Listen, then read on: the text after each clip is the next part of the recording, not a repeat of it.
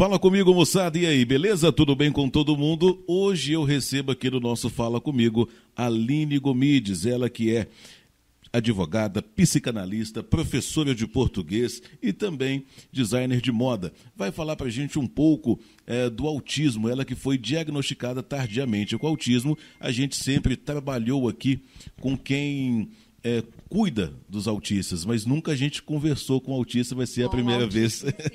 Aline, bem-vinda aqui ao nosso Fala Comigo. Obrigada, Júnior. Obrigada, é um prazer estar aqui. E sim, vamos falar um pouquinho hoje, né, sobre o autismo em si e a pessoa diagnosticada tardiamente. Como que isso muda a vida da pessoa, a importância do diagnóstico, mesmo que tardiamente, como que isso muda a vida e o que está por trás disso daí também, né? Verdade. E além do autismo, você também tem o TDAH. O TDAH, para ajudar. Para a gente começar o nosso bate-papo, eu queria que você falasse um pouco da sua vida, porque foi falado aqui as suas formações, e são 4 faculdades que você fez ao longo da sua vida, e do nada você entendeu que precisava fazer um exame mais detalhado. Como que foi esse processo para você? Vamos lá, gente. Eu vou olhar para você mesmo. Vamos lá. É muito difícil ficar olhando para lá e para cá. Não peça isso para o autista. Pede para fixar num ponto. Escolhe um ponto e olha. Um ponto. Vamos lá. Em 2010, eu concluí minha primeira faculdade, que é a Direito. Concluí. Creio que é um período muito cedo também, com 17 anos. A gente nem sabe o que a gente quer, mas fui. Apaixonei. Na prática, atuei por 6 anos. Na prática, eu vi que não era aquilo que eu queria realmente. Enjoei. Parti para psicanálise, fiz psicanálise. Atuei também como psicanalista, inclusive dava palestras até pouco tempo antes de descobrir o meu diagnóstico. Há 1 ano que eu sou diagnosticada. E sentia necessidade de parar também para me cuidar, para depois voltar a palestrar sobre, né? E hoje eu palestro sobre o autismo. Concomitante a isso, eu fiz letras, porque eu sou apaixonada pelo português, sempre fui. Que é um hiperfoco, né? Quem tem autismo tem hiperfocos. Você Sim. Focar numa coisa e pode levar anos você focado naquilo e depois deixar para lá, ou dias. E português sempre foi meu hiperfoco. Fiz letras, dei aula. Parei também porque, por conta da sala de aula em si, muito barulho. O autista não sabe conviver com isso. Parei, só que até então eu fazia as faculdades, atuava e não sabia o porquê que eu parava. Então nada estava bom. Por que eu sempre paro? Por que eu começo e sempre paro? E era um caos na vida da pessoa.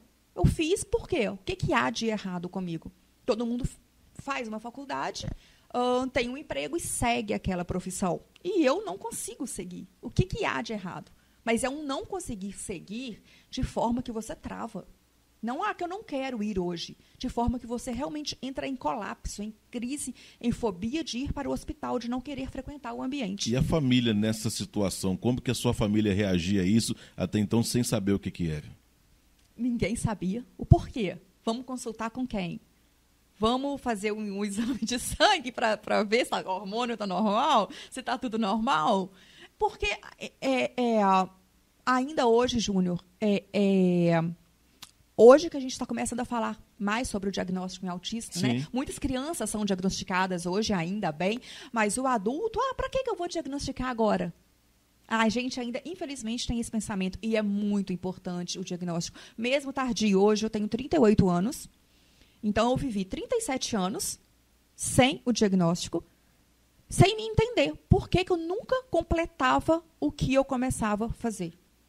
E, enfim, eu sempre, há 20 anos, eu vendo roupa, né? Porque eu comecei a vender roupa na faculdade para pagar os meus xerox. Então, com 17 anos, quando eu entrei. E aí, isso se tornou minha paixão. Aí, por último, fiz designer e moda e me entendi que eu gostava muito daquilo. Hoje eu tenho a minha marca de roupa. E qual que é a marca? By Aline Gomides. Depois a gente vai ter a logo aqui. Mas o Instagram da minha loja, né, é o @intuitiva.nova. creio que muita gente conhece agora também, porque lá eu mostro um pouco da minha rotina, como que está sendo lidar com isso também. A gente está fazendo um Instagram, digamos que eu quis fazer seguir este Instagram, depois do meu diagnóstico, mais humanizado. Não só uma compra e venda, porque realmente tem dias que eu não consigo aparecer para vender para as minhas clientes.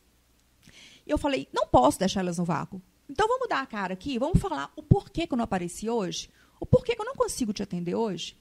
E aí, abri o jogo com todo mundo, e minha rotina. E é isso. E tem dia que eu estou 220, porque eu tenho TDAH, né? Que eu estou 220, e tem dia que, sim, o autismo predomina. E várias questões atrás disso. Então, é importante, sim, a pessoa, seja em qualquer idade, ser diagnosticada. Se você tem suspeita, ir, né, atrás de um diagnóstico, de profissionais competentes para isso, porque a sua vida muda completamente. Você começa a se entender e se adaptar. Você falou dessa mudança de vida aí que muda completamente antes e depois do diagnóstico, né? Você teve uma vida muito ativa, apesar de começar e não conseguir concluir ou de dar seguimento após formação, mas você vivia relativamente de forma comum, como todos nós vivemos. E a partir do diagnóstico, o que mudou na sua vida? O que você passou a fazer mais ou deixou de fazer? Vamos lá. Tentar ser mais concisa aqui. O meu sonho, na verdade, desde que eu entrei na faculdade de Direito e comecei a vender roupa, o meu sonho sempre era ter uma loja física.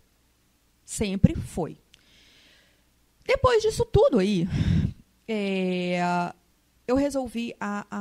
Acabou a pandemia, eu não consigo muito lidar com números. 3 anos atrás, 4 anos atrás, não consigo. Acabou a pandemia, eu abri minha loja física. E em 2 anos, mudei de ponto 4 vezes. Achava que o ponto era errado, mesmo não era questão de movimentação. Achava que não estava legal, não estava me sentindo bem. Mas o que era? Era lidar com as pessoas. Eu não sei lidar diariamente com as pessoas. E eu não conseguia abrir a loja. A loja ficava fechada por semanas. Por quê? Até o funcionário, para você ter, precisa de receber ordens. Sim. E eu não conseguia. Não consigo lidar com pessoas. Mas, resumindo, tem 1 ano que eu fechei a loja. Não tinha diagnóstico ainda. 1 ano que eu fechei a loja e resolvi trabalhar em casa porque realmente só ficava fechada. Quando, então, eu tive o meu diagnóstico, né? Vou explicar, mas só concluindo aqui, eu tive o meu diagnóstico e percebi que, quando eu comecei a trabalhar em casa, longe, não ter que lidar com pessoas o tempo inteiro falando, eu não ter que falar o tempo inteiro, não ter que me expressar o tempo inteiro, não ter a interação o tempo inteiro, me fez render mais. Aí eu descobri que tudo que eu faço online me rende muito mais. E não no sentido só financeiro, no sentido emocional. Que minhas crises, assim, diminuíram drasticamente. Tenho crise hoje? Sim, ainda estou em tratamento. E é um tratamento que não acaba. O autismo, você progride na sua vida, as suas sensações de bem-estar, né? Estabiliza, mas o autismo não tem cura. O autismo é uma deficiência. E as pessoas... são muitas perguntas indesejadas no Instagram, sabe? Muitas piadinhas, infelizmente. E por que o autismo é uma deficiência? Vamos só pensar assim. Uma pessoa típica, né, que não tem o autismo, que não tem o TDAH, que não tem nada, uma pessoa usa para chegar na faculdade, mas ela usa uma cadeira de roda, ok? Uma pessoa, para chegar na faculdade, usa uma cadeira de roda. Se aquela cadeira de roda quebrar, como que ela vai chegar? A pessoa que está na cadeira de roda não tem uma deficiência física? Sim. Se a cadeira quebrar, o instrumento dela quebrar, não vai se tornar mais difícil ela chegar ou não vai chegar? Verdade. Um deficiente auditivo. Se ele não tiver com aquele negócio grudado aqui, ele vai ouvir? Não vai ouvir. Então, para a gente conseguir fazer as mesmas coisas que vocês fazem, tem todo um suporte atrás disso. Só que é uma deficiência oculta, invisível, que muita gente não aceita que seja considerada uma deficiência. Mas está entendendo por que é? Sim. Tem todo um suporte. Agora, tira da gente a terapia ocupacional, a psicoterapia, a nutricionista, porque a gente tem seletividade alimentar, que eu não sabia, que são determinados alimentos. A gente tem as luzes, que está ok aqui, eu até te perguntei. A gente tem, enfim, tira isso da gente para ver se a gente consegue chegar nos mesmos lugares. Aí pessoas no Instagram falam, nossa, mas você, igual você falou, você chegou até aqui, você trabalha, você fala, né? Gente, sim. O suporte que eu tenho atrás disso, agora tira isso de mim. Tira a terapia, tira todo esse suporte, a minha rede de apoio, né? Que geralmente você tem rede de apoio, o ideal é alguém da família, marido, esposa, enfim, até animais mesmo, a minha cachorrinha é minha rede de apoio, sim, me estabiliza. Tira isso para ver a catástrofe que é. Tira, por isso que é uma deficiência. Você necessita de suporte. Como qualquer deficiência física necessita de um suporte para fazer qualquer coisa. Nós, autistas, necessitamos desse suporte. Só que ninguém vê, porque não tem nada grudado aqui. Você não está numa cadeira de roda, você não está numa muleta. E você percebe que depois do diagnóstico você se vê mais liberta de você poder se permitir a não fazer certas coisas do que antes, porque até então você era vista para a sociedade como uma pessoa típica, você tinha a sua vida que fluía normalmente e hoje, né, você é diagnosticado e faz questão de falar sobre isso, que eu acho super interessante, porque mais pessoas vão tendo acesso a essas informações e essas percepções, e de repente quem está em casa se identifica em algum ponto, também procura algum tipo de laudo para poder entender o que está acontecendo. Então, a partir do momento que você se entendeu como autista, descobriu o seu autismo, você se vê mais liberta para fazer as suas coisas? Muito. Gente, é surreal o que eu falo. Porque quando você recebe o seu diagnóstico, por mais que eu soube uma vida inteira que era estranho, porque desde a época da escola, todo mundo tinha muitos amiguinhos, gostava de se entrosar. Eu não gostava. Toda a minha vida, Júnior, eu tive amizade com pessoas mais velhas. Nunca eram da minha idade. Eu achava fútil assuntos. Não tenho paciência não tinha paciência para... Vamos falar de cabelo? Vamos falar de cor de esmalte? Só que eu tinha que encaixar nessa sociedade, porque... E era o que tinha, né? Tinha que encaixar. A gente sente, a sociedade nos pressiona a usar maquiagem, a fazer unha. Eu trabalhei em empresa que eu tinha esse padrão, que tinha que estar com a unha feita, impecável, cabelo impecável, enfim. E hoje, olha, eu estou aqui sem make alguma. Por quê? Não consigo. Estou trabalhando muito porque eu gosto, quero passar, mas não consigo. Então, não vou me obrigar a passar maquiagem, não vou me obrigar a fazer unhas, porque a hipersensibilidade, nenhum autista, gente, é igual ao outro. Nenhum. Não é porque eu tenho certas características que você vai ter, que o outro vai ter. Não é. Eu tenho uma hipersensibilidade de tirar cutícula nas unhas que eu choro de dor. Só que eu tinha que fazer. Eu tinha que fazer unha, porque a sociedade impõe, né? A mulher tem que ter uma unha feita. Sim. A questão da make. Tinha que sair à noite. Como que a gente vai sair à noite com a cara lavada assim? Né? Sem um batom? Como? É pressão da sociedade. E a gente vive isso. A gente vive. Só que eu não quero isso mais para mim. E é libertador isso. Você falar, pronto, não quero mais. Porque depois de, como a gente fala, uma ressaca social, depois de uma interação que você começa pela preparação, vou ter que sair à noite, vou ter que sair. Aquilo já é um sofrimento muito grande, você ter que interagir com pessoas, né? Geralmente o autista não gosta de interação.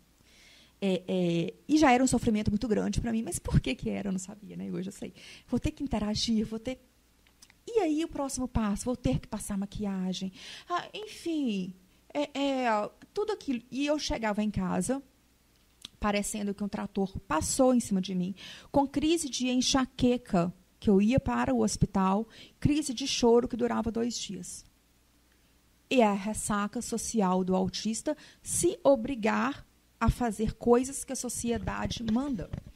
Estou aqui hoje, gente, sentada, não sei se vai dar para ver. Eu estou sentada assim, que eu já falei com o Júnior, não consigo sentar direitinho no banquinho. Estou com a perna assim, porque eu nunca consegui sentar de forma normal. Gente, uma série de coisas que estão por trás disso e que eu chorei muito quando eu descobri. Eu falei, então eu não vou conseguir ser normal. Mas isso, para mim, é ser normal. Você se permitir, você não sofrer. Hoje, eu trabalho home office, atendo as pessoas que eu sinto vontade. No online, eu atendo quando eu quero, né? Tem uma pessoa que me ajuda também. E eu estou trabalhando há 1 ano isso, para me libertar mesmo dessa qualidade de vida. Uma dica legal também, assim, sabe, muitas crianças hoje o autismo está muito mais fácil, a gente tem profissionais mais capacitados. Na minha época, não se ouvia falar. Não se falava tanto, né? Não se falava em autista. Não se falava. Então, assim, você vai comer isso sim. E eu lembro que certos tipos de alimentos me davam mesmo refluxo. Me dava refluxo mesmo. Vamos colocar uma coisa boba aqui. A espessura do alface. Uma coisa que me dá arrepio ficar perto de alguém comendo. Eu não consigo ficar perto de alguém comendo alface. É uma coisa da hipersensibilidade. Mas o barulho que faz ao mastigar? A cor do alface? Não sei explicar. O alface em si. Entendeu? De pôr na boca aquilo ali. Não consigo ficar perto. É loucura isso. Por exemplo, carnes que tem osso, né? Que a pessoa geralmente pega e vai comer. É super normal, super normal. Só que eu não consigo ficar perto. Eu não consigo ver. Eu não consigo. Arrepia mesmo de entrar em fobia. E você querer sair do ambiente. E hoje eu saio. Ok, você está comendo. Você não tem que saber por que eu saí. Dá licença, eu vou ali e volto daqui a pouco. Francesa. E volto daqui a pouco. São pequenas coisas que eu não sabia. Bar, né? Festas, por exemplo. Contém músicas na praça, assim. Eu não consigo ficar. Barzinho que tem música. Não sabia por que eu não conseguia. Que tem música ao vivo. Pouquíssimos lugares que eu consigo ficar que são agradáveis. Então, é muito difícil, Júnior, e para quem está assistindo também, é uma surpresa a cada vez que a gente sai, é uma surpresa que a gente não... Ontem eu contei até minha rotina, mostrei meu dia no meu Insta, porque foi um dia muito atípico para mim. Eu tive que comer fora, é o meu marido que cozinha lá em casa, então ele já sabe os rituais, que são rituais mesmo. Eu tive que comer fora, não sabia como que ia vir a comida, se eu ia ter uma frustração. Tive que ir ao supermercado, que eu não vou. É ele que vai, mas eu tive, né, que ir. E os supermercados, geralmente, até questão de marketing, que você saca bem também, tem aquela música de fundo. Sim, fica né? lá. Né? Ou então fala oferta, o arroz, hoje, promoção do dia.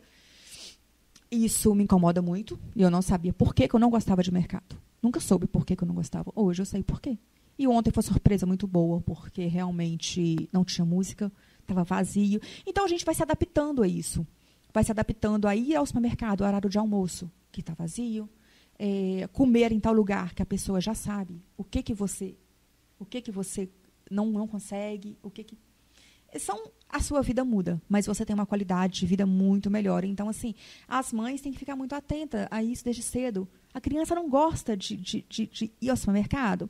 A criança não quer comer isso porque é uma pirraça, é uma birra, é uma desobediência, porque tudo não pode ser tratado como autismo. Sim. Também. Né? Tem que ter esse cuidado, essa observância. né? Mas tem que observar certos pontos. Na hora de lavar... Desculpa. Na hora de lavar a cabeça, que é um ponto muito comum também, é minha dificuldade de lavar o cabelo. A água batendo no couro cabeludo dói. A criança tem isso. Cheiros fortes. Lá em casa, a gente não pode ter cheiro de nada. Não pode usar cheiro nenhum lá em casa. A criança tem isso. E aí, como... Já vou emendar aqui, porque o TDAH também já está junto aqui. Vamos emendar aqui, o TDAH é ligado 220. Eu descobri isso porque eu comecei a desenvolver a minha enxaqueca aos 12, 13 anos, por aí. Foi na fase que a gente começa a ter amiguinhos e sair, né? Fazer um socialzinho, sair para tomar um sorvete, sair para festinha, né? E eu me obrigava. Eu tenho que ter amigo. Eu tenho que ter amigo. Eu tenho que usar shortinho. Eu tenho que usar a saia que está na moda. Eu tenho que usar... Aí começa a época do salto alto. A época das festas de 15 anos. Que tem que ir, que tem que fazer. E eu não me sentia empolgada com isso. Só que a gente tem que ir. Por quê? Porque a sociedade impõe. Por quê? Porque tem. Não tem porquê, gente. A sociedade é cruel. Porque impõe. E a mulher consegue mascarar o autismo mais do que o homem. Por quê? Porque a mulher ela consegue se enturmar melhor do que um homem, passar uma maquiagem para parecer com os outros. Nós, autistas, as estereotipias, a gente consegue imitar o que você faz para parecer normal. Isso é muito automático, não é porque eu quero. Não é porque eu queria. Entendeu? Se uma amiga minha estava sentada de perna cruzada, eu tinha que sentar daquele jeito. Vai no automático. Vai no automático. Homem não consegue. Homem simplesmente não faz. Mulher tem que se encaixar. A sociedade sempre foi muito mais cruel com as mulheres. Você citou aí que na sua casa o seu marido é quem faz as coisas. Você já era casada antes do diagnóstico? E se sim, o que mudou na vida do seu marido? Porque também imagino que ele tem que passar por processos de adaptações também para que você tenha uma vida melhor.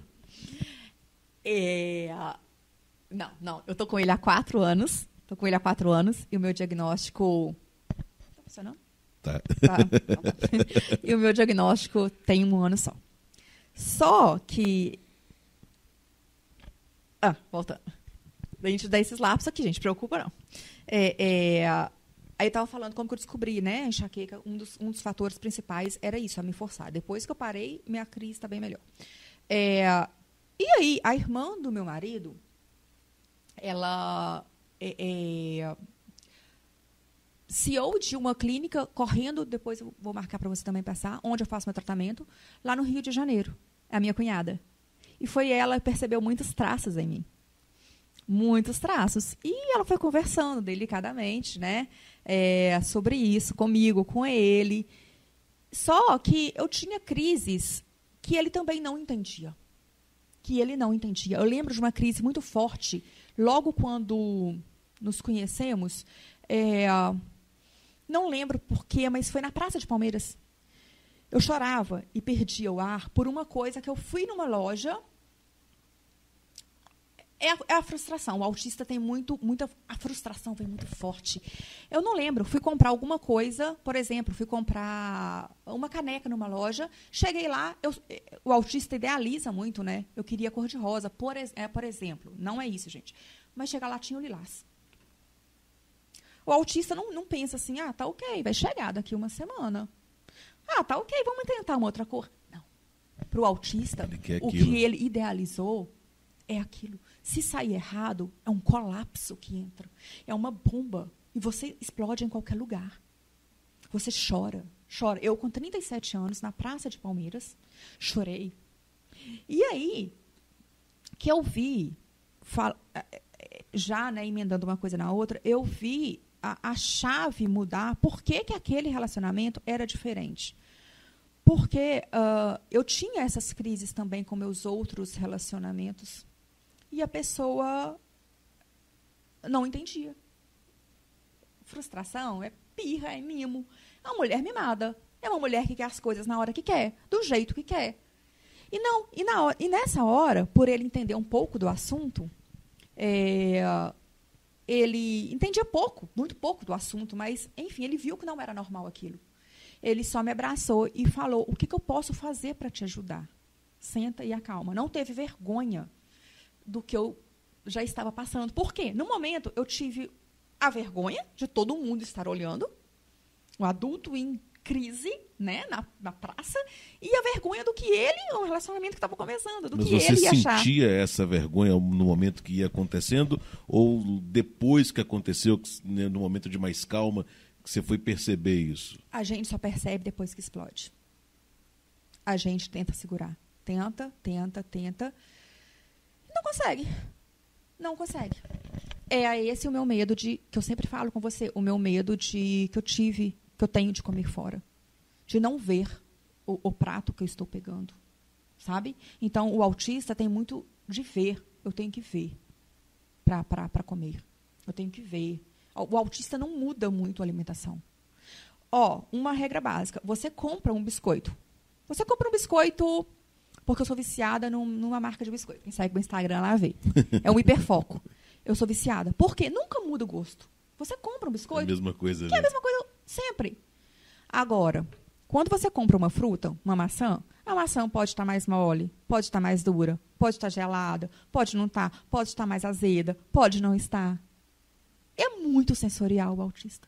Então, a gente não muda. Nossa alimentação é muito difícil. Lá em casa, a gente... E o meu marido me fez provar muitas coisas diferentes. Por quê? Eu chegava na sorveteria, eu nunca tinha provado outro sabor de sorvete a não ser passas ao rum. Eu lembro que desde pequenininha. Quando não tinha, eu simplesmente voltava, porque hoje eu acho que nem fabricam mais. E aí, quando ele foi percebendo isso, vamos provar isso? Não quero. Tá bom, então eu vou comprar para mim, tudo bem? Ele é muito paciente, ele foi muito paciente. E, assim, e o autista, se não tiver um suporte desse, se torna as coisas mais difíceis. A pessoa que está ao lado, ela tem que ter um preparo mental também, né? Porque não é fácil lidar, principalmente quando não se sabe o que é, porque você acha justamente que é o mimo, que a pessoa está fazendo o charminho dela, e a partir do momento que você passa a saber o que é, automaticamente você também precisa mudar a sua conduta para que siga a vida normal, né? Então ele também, ele está nesse meio, tá inserido diretamente na sua vida, no seu dia a dia. Exatamente. Como que eu posso dizer? A vida dele muda também, né? Por quê? Porque lá em casa não dá para fazer qualquer tipo de comida. Então, quando ele quer comer... A gente tem que mudar de posição. É a vida do autista. Fique à vontade. Lá em casa não dá para comer qualquer coisa. Por quê? E aí, o interessante também é que quem está do lado do autista sempre combine as coisas. Sempre combine. Se você conhece, tem um amigo, um filho, um irmão autista, a sua esposa, sua mulher, combinam. Para o autista, o combinado não sai caro. Não faça surpresas. Não faça surpresas com o autista. É exatamente isso. É a frase. Nunca faça uma surpresa para um autista. Nunca pense em dar um presente surpresa. Sempre converse. Por quê? Porque a reação pode ser muito ruim. Pode ser muito ruim. E nós hoje somos assim. Olha só, a gente vai em tal lugar, vamos ficar 10 minutos? Se não der, a gente volta. E aí eu combino. Ok, se não der para mim, a gente volta e você volta. Porque, né, ele tem uma vida também. Sim. Né? Então, assim, é a compreensão das duas partes. É a compreensão das duas partes. Eu tenho a minha televisão. Ele tem a televisão num outro cômodo. Por quê? Por conta da regulação também, não sugiro, né, que você que está descobrindo seu diagnóstico agora, eu acho que não faz bem para ninguém ter televisão no quarto, dormir com claridade, mas a gente não tem. Então, na sala, eu tenho a minha televisão, que eu só assisto determinados programas. Eu odeio comédia. Eu detesto comédia. É assim, é loucura. Então, eu tenho hiperfoco em documentários. Tenho muito hiperfoco em documentários e determinados programas mesmo. E ele gosta de outros programas. Então, assim, eu tenho a minha e ele não tem a dele. Quem tem só uma televisão em casa, quando a gente tinha? Vamos combinar? Hoje é meu dia, amanhã é o seu? Combine com o autista. Eu tenho o meu lugar de sentar no meu sofá, que é naquela ponta. Eu tenho. Se alguém sentar, eu fico louca. Exclusivo. É loucura, ô Júnior. Quem está assistindo aí, É uma série muito famosa. Não sei se você já assistiu Big Bang, da Big Bang. Não, eu sou ruim para televisão, não tanto filme, sério. Que conta a história do Sheldon. Não, que é não. um autista. Vejam, é uma série muito produtiva, que você vai entender a vida e a família do autista. Só que ele, também, na época dele, não sabia que ele era autista. Só que ele é um gênio, ele é um físico gênio. Só que aí, da Big Bang, é muito boa a série. E é aquilo. E eu via, eu falei, eu pareço muito com esse menino. Eu pareço muito com ele. Aí depois que eu tive meu diagnóstico, eu falo, cara, não é. Olha, é igualzinho. Por quê? Eu tenho que tomar, eu descobri. E aí, né, com a terapia ocupacional, a gente vai descobrindo melhores formas de você levar a vida. Olha, hoje eu tenho o meu copo, porque eu como super devagar e não suporto café frio e tomo um café de manhã. Meu copo é um copo Stanley que não vai deixar o café esfriar. Então, isso tudo você vai ajeitando. Olha, como que vai ser? O seu garfo é esse? Então, ninguém vai pegar. O seu prato é esse? Então, assim, é tudo adaptação. A minha garrafinha de água, eu não tomei água na rua ontem porque eu não estava com ela. Eu vou viajar agora, está indo comigo. Não é porque eu não tome água em outras coisas, mas dificulta a vida. Se eu tenho que tomar 3 litros de água por dia, supondo que é uma média para o ser humano, se eu tiver com uma coisa que me facilita, não vai ser mais fácil? Oh, com certeza. Entendeu? Então, a terapia ocupacional para o autista é muito importante. É muito importante porque arruma formas de você desembaraçar, porque eu não sabia mais o que fazer. Eu tinha que fazer, não sabia como fazer. Outra estereotipia também, que você pode perceber, que muitos autistas têm, para quem está assistindo a gente, é gostar de chão, gostar de deitar no chão, para se autorregular. Quando você está muito nervoso, a maioria dos autistas, criança, né? Adulto fica com vergonha. O adulto fica com vergonha de tudo, infelizmente. A criança deita no chão. Você vê muita criança deitada no chão. Para quê? Ela tá, sem querer, ela está se autorregulando. Então, lá em casa é assim. A gente, aquele colchão inflável, que é mais fácil, tem dia que eu só quero dormir nele. Eu ponho ele na sala e durmo nele. Para mim, que é aqueles dias, entendeu? Eu durmo no colchão no chão. E a sua formação em psicanálise, a sua vivência de psicanálise, até que ponto isso foi benéfico para você na condução pós-diagnóstico e até antes disso também, porque, querendo ou não, talvez seja por isso que você teve essa facilidade de entendimento das necessidades das outras pessoas e também foi se adequando. Até que ponto a psicanálise ela te ajudou nisso aí? Vamos lá. A psicanálise foi um ponto crucial. Eu gosto muito de comportamento humano, de emoções humanas. Bem antes, né, de fazer psicanálise, eu lia muito. Que é muito diferente de livro de autoajuda, gente. Pelo amor de Deus. É muito diferente. Esse povo que vende livro de autoajuda, mas a vida tá bagunçada por aí. Os coaches. Por favor, gente. É o povo querendo te ensinar a fazer 1 milhão, sendo que não... Não tem. Mas vamos lá. Eu sempre gostei muito do comportamento humano. Aí fiz minha formação, comecei a atender. Adorava. Só que eu via, Júnior, que no fim do dia eu absorvia o problema de todo mundo e entrava em colapso, em crise. E aí, a gente é aquele jeito, né? Todo psicanalista, todo psicólogo tem que ter um outro psicólogo. Eu achei interessante isso, que a mulher de um primo meu, ela é psicóloga e também faz terapia. Eu falei, mas você não consegue se tratar. Não, exatamente.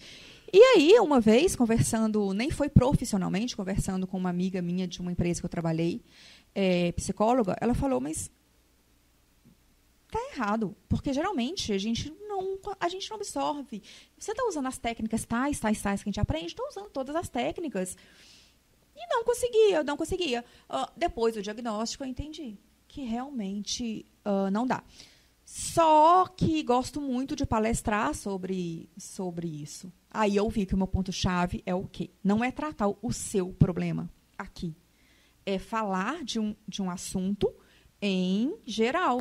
Eu não estou absorvendo problema nenhum. Talvez eu vou estar ajudando mais pessoas falando para mais gente, mas não absorvendo o seu em Sim. particular. Em específico, né? Em específico, o que eu não consigo, e resolvi realmente parar.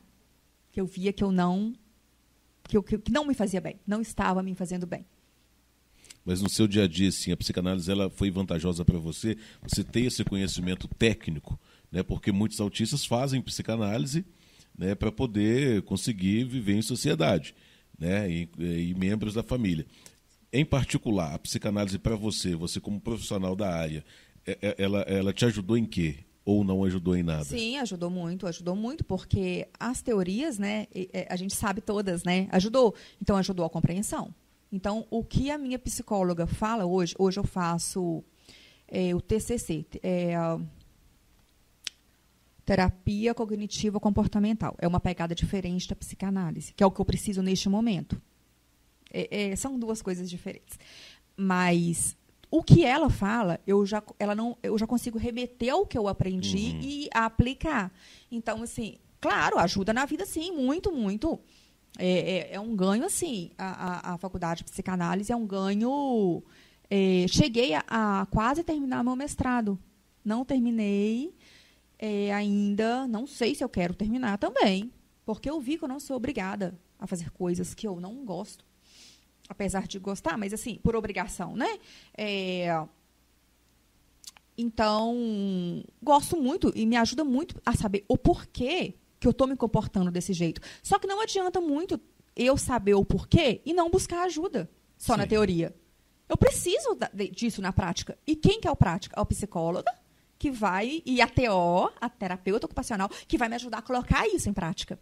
Porque na teoria eu sei. Me ajuda a compreender, a fazer que a gente precisa de alguém ali e tem que ser linha dura com a gente. Pega pesado. Tem que pegar pesado.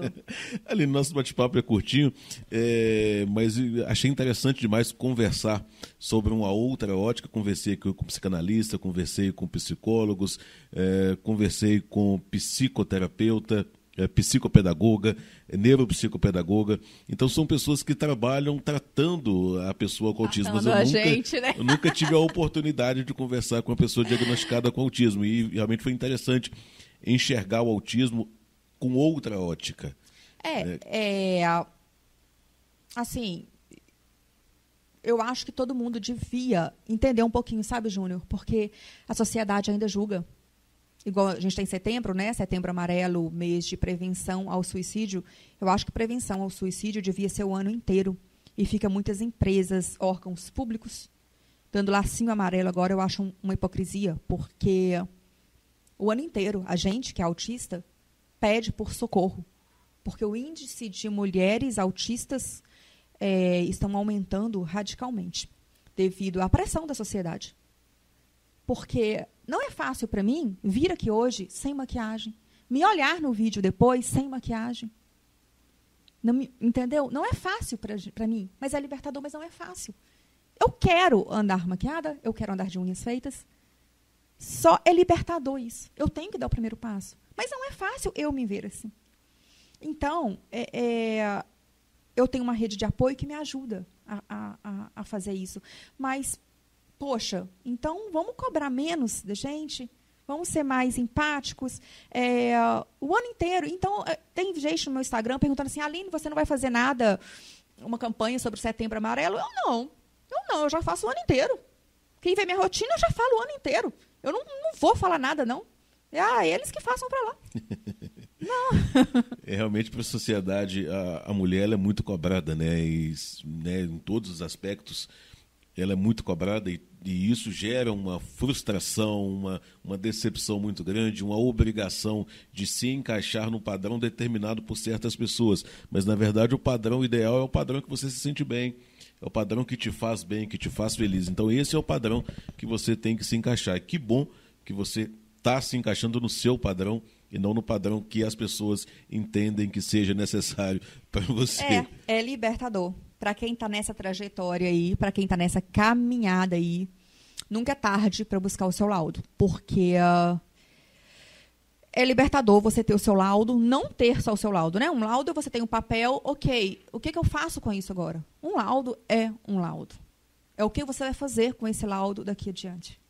E depois que eu comecei a tratar, assim, a minha vida realmente tem melhorado.